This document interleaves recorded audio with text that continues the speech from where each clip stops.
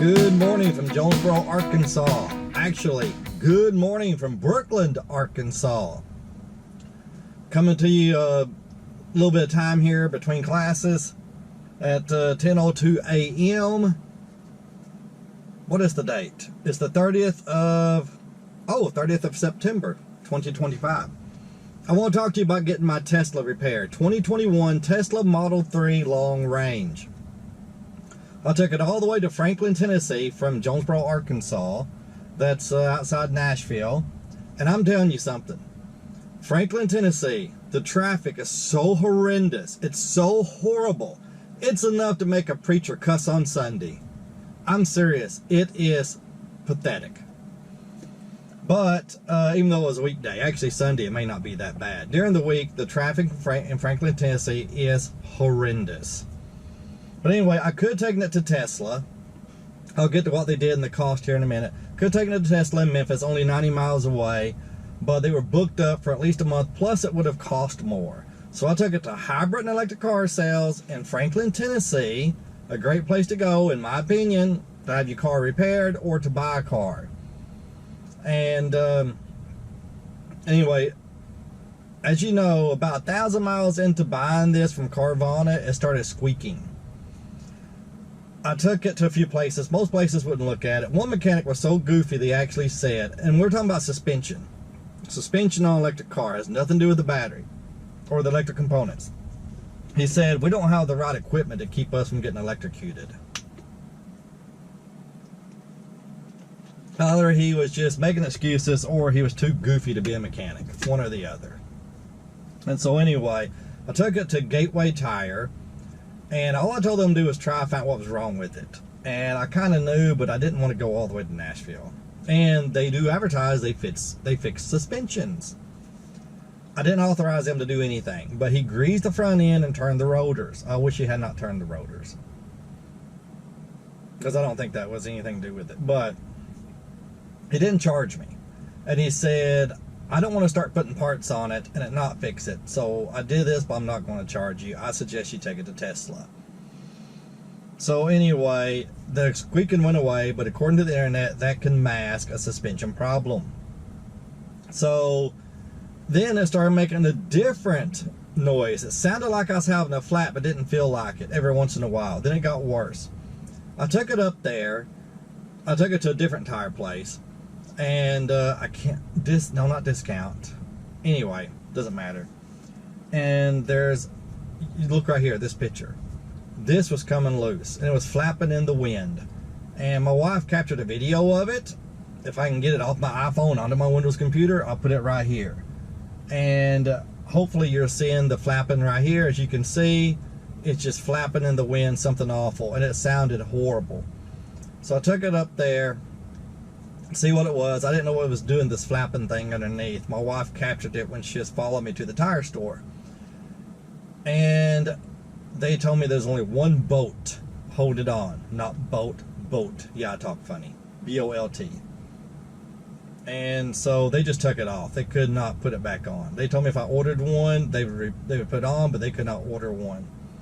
I thought, well, I need to go to Franklin, Tennessee anyway. I took a week off from work, because my wife was off that week anyway.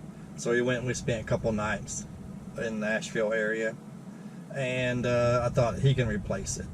So anyway, I got up there, and as soon as I pulled up, he looked, but I ain't jacking the car up. He looked up front at the driver's side front tire. He looked in there with his iPhone camera. I mean, his flashlight on his iPhone.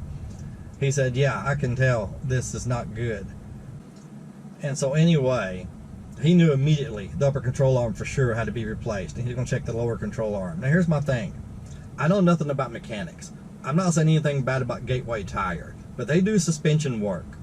Wouldn't you think they would have known if the upper control arm needed to be replaced?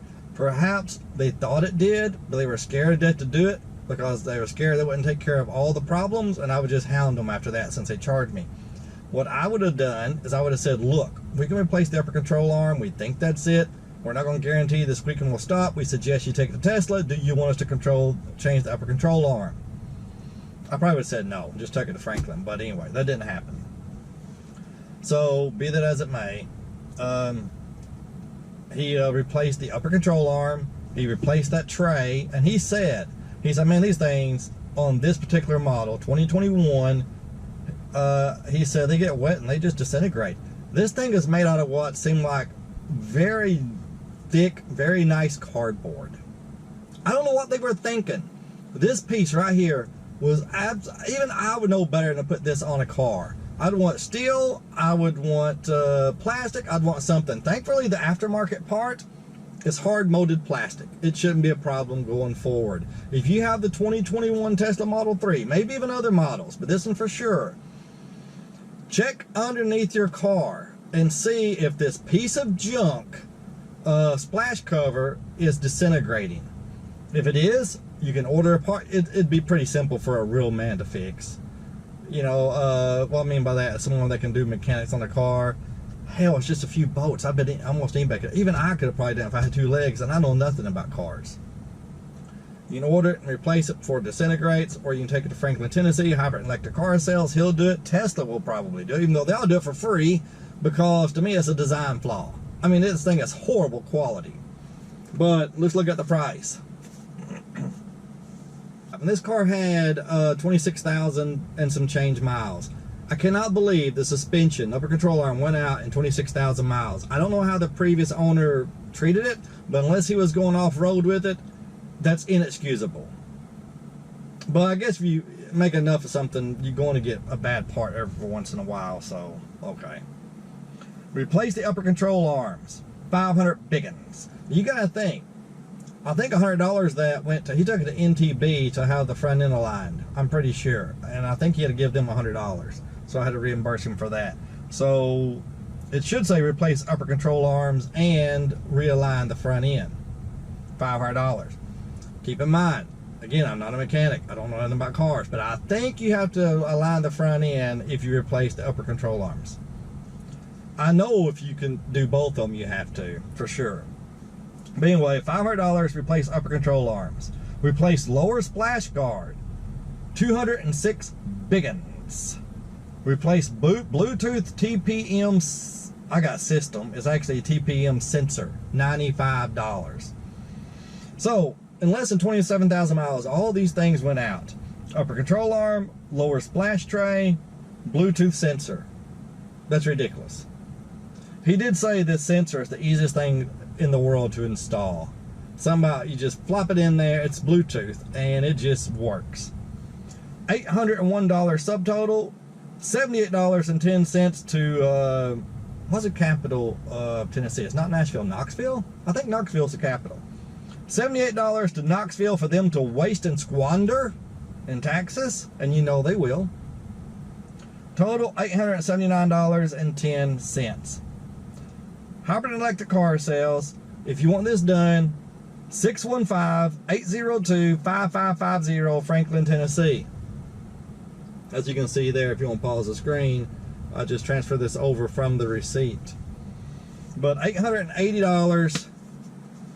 At least now I know the car is roadworthy. I know there's nothing wrong with it, or I doubt there's anything wrong with it, because Chip, the mechanic and the owner there, he didn't give it a full-blown inspection, but he was underneath it. He didn't see anything else, and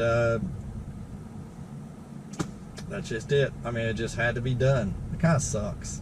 Carvana ought to pay for it, and Carvana would have paid for it if I could have found a mechanic to work on it, because it came with a 100-day warranty, and the warranty company seemed like they said, hey, take it somewhere, we'll get it fixed. I couldn't find anybody to fix it that would work with the warranty company. And either they wouldn't work with the warranty company, or they would work with the warranty company, but they wouldn't work on a Tesla. One place, the girl said, no, we don't work on Teslas. I told her my situation. She said, let me call the owner. She called back and she said, nope. He said, we ain't touching it. Another place said that their lift, why did I do that in quotes? Anyway, I don't know.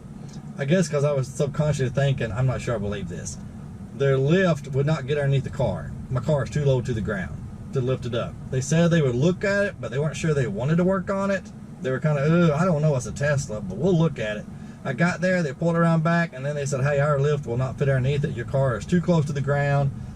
I immediately thought, that means you can't work on Corvettes, you can't work on Camaros, you can't work on hardly any sports car. I mean, what do you do? Only SUVs and trucks? Jeez. My EV loving / Tesla hating cousin? No.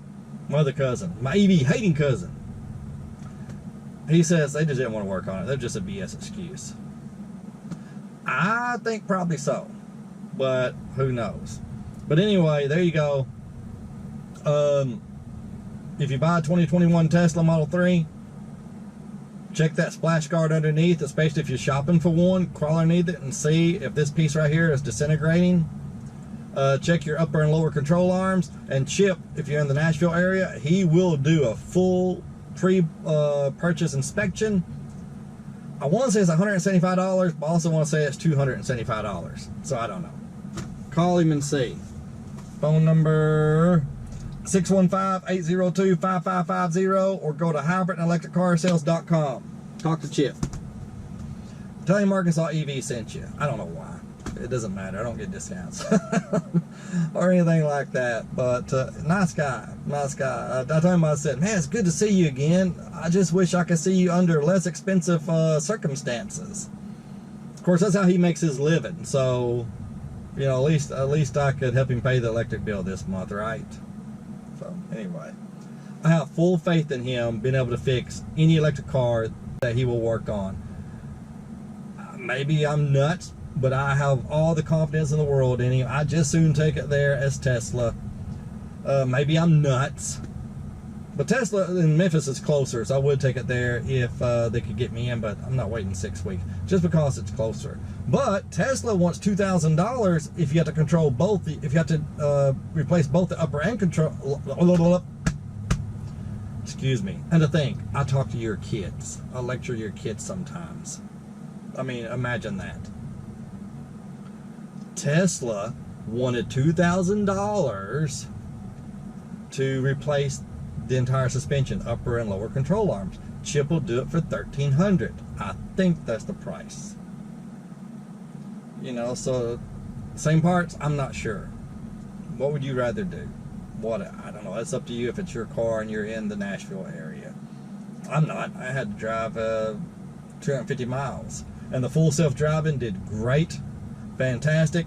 No problem supercharging. Supercharging was unbelievable. It was so freaking simple. Traveling this car is so simple. It told me where to stop. And if it's a V4 cabinet, as soon as I backed up, I'd get out and the charge port would be popped open on its own.